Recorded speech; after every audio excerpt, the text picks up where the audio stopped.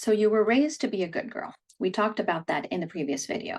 The part of you that likes to make everyone happy, that wants to be helpful, that learned to do what is expected of you. But now as an adult, sometimes your friends or maybe even your therapist say to you, you need to set boundaries. And you look at them, what? Boundaries? What does that even mean? It's so foreign to you. You don't even know what to do.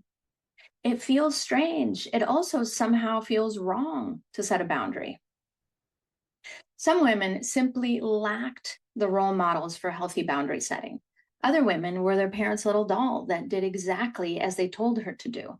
So a good girl is not allowed to know.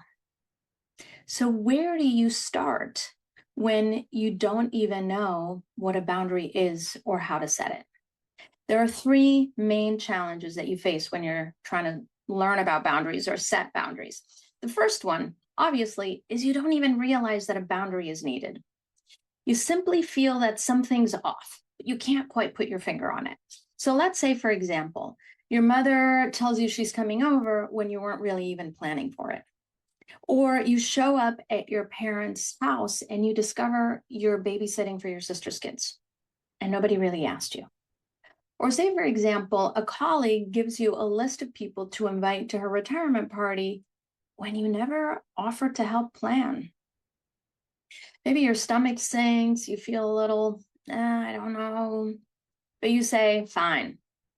And because you've never really set boundaries, you don't even know that there's any other option than to go along.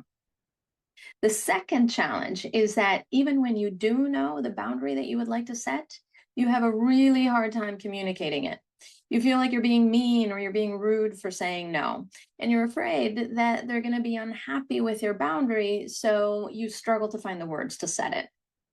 The third challenge is that when you do set the boundary, then you spend the next 3 days feeling guilty about it, wondering if they're angry with you, if they're upset, and then fearing that maybe they're going to abandon you or they're judging you or they're somehow going to retaliate.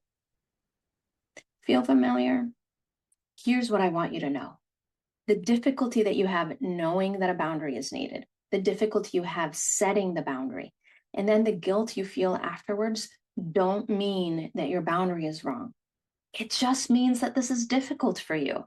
Your nervous system feels like it's somehow not safe to say no or take up space. Because here's the truth. Becoming powerfully comfortable, setting limits on what you will do for other people or what you will accept takes a lot of healing and skill building.